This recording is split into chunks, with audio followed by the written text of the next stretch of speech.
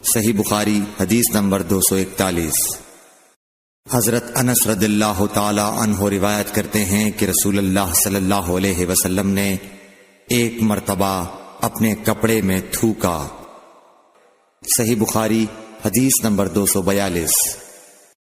رسول کریم صلی اللہ علیہ وسلم نے فرمایا کہ پینے کی ہر وہ چیز جو نشہ لانے والی ہو حرام ہے۔ صحیح بخاری حدیث نمبر 243۔ سہل بن سعد سعدی سے سنا کہ لوگوں نے ان سے پوچھا، اور میں اس وقت سہل کے اتنا قریب تھا کہ میرے اور ان کے درمیان کوئی دوسرا حائل نہ تھا، کہ رسول اللہ صلی اللہ علیہ وسلم کے احد کے زخم کا علاج کس دوا سے کیا گیا تھا۔ انہوں نے کہا کہ اس بات کا جاننے والا اب مجھ سے زیادہ کوئی نہیں رہا۔ علی رضی اللہ تعالی عنہ اپنی ڈھال میں پانی لاتے اور حضرت فاطمہ رضی اللہ تعالی عنہا آپ کے منہ سے خون دھوتیں، پھر ایک بوریا کا ٹکڑا جلایا گیا اور آپ کے زخم میں بھر دیا گیا۔ صحیح بخاری حدیث نمبر 244۔ ابو بردہ اپنے باپ سے نقل کرتے ہیں کہ میں ایک مرتبہ رسول کریم صلی اللہ علیہ وسلم کی خدمت میں حاضر ہوا تو میں نے آپ کو اپنے ہاتھ سے مسواک کرتے ہوئے پایا، اور آپ کے منہ سے او او کی آواز نکل رہی تھی، اور مسواک آپ صلی اللہ علیہ وسلم کے منہ میں تھی جس طرح آپ قے کر رہے ہوں۔ صحیح بخاری حدیث نمبر 245۔ رسول کریم صلی اللہ علیہ وسلم جب رات کو اٹھتے تو اپنے منہ کو مسواک سے صاف کرتے۔ صحیح بخاری حدیث نمبر 246۔ رسول کریم صلی اللہ علیہ وسلم نے فرمایا کہ میں نے دیکھا کہ خواب میں مسواک کر رہا ہوں تو میرے پاس دو آدمی آئے، ایک ان میں سے دوسرے سے بڑا تھا، تو میں نے چھوٹے کو مسواک دے دی، پھر مجھ سے کہا گیا کہ بڑے کو دو، تب میں نے ان میں سے بڑے کو دی۔ صحیح بخاری حدیث نمبر 247۔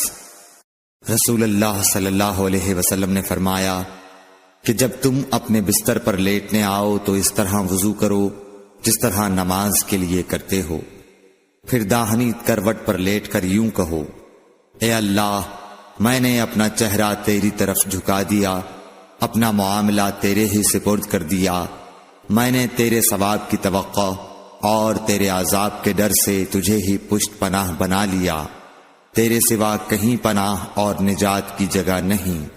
اے اللہ، جو کتاب تو نے نازل کی میں اس پر ایمان لایا، جو نبی تو نے بھیجا میں اس پر ایمان لایا، تو اگر اس حالت میں اسی رات مر گیا تو فطرت پر مرے گا، اور اس دعا کو سب باتوں کے آخر میں پڑھ۔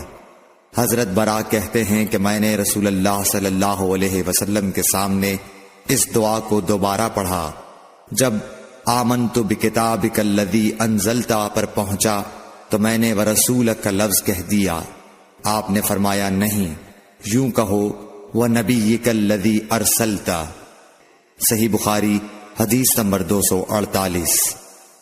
نبی کریم صلی اللہ علیہ وسلم جب غسل فرماتے تو آپ پہلے اپنے دونوں ہاتھ دھوتے، پھر اسی طرح وضو کرتے جیسا نماز کے لیے آپ وضو کیا کرتے تھے، پھر پانی میں اپنی انگلیاں داخل فرماتے اور ان سے بالوں کی جڑوں کا خلال کرتے، پھر اپنے ہاتھوں سے 3 چلو سر پر ڈالتے، پھر تمام بدن پر پانی بہا لیتے۔ صحیح بخاری حدیث نمبر 249۔ حضرت میمونہ رضی اللہ تعالی عنہا نبی کریم صلی اللہ علیہ وسلم کی زوجہ مطہرہ نے بتلایا کہ نبی کریم صلی اللہ علیہ وسلم نے نماز کے وضو کی طرح ایک مرتبہ وضو کیا، البتہ پاؤں نہیں دھوئے، پھر اپنی شرمگاہ کو دھویا اور جہاں کہیں بھی نجاست لگ گئی تھی اس کو دھویا، پھر اپنے اوپر پانی بہا لیا، پھر پہلی جگہ سے ہٹ کر اپنے دونوں پاؤں کو دھویا۔ آپ کا غسل جنابت اسی طرح ہوا کرتا تھا۔ صحیح بخاری حدیث نمبر 250۔ حضرت عائشہ رضی اللہ تعالی عنہا نے بتلایا کہ میں اور نبی کریم صلی اللہ علیہ وسلم ایک ہی برتن میں غسل کیا کرتے تھے، اس برتن کو فرق کہا جاتا تھا۔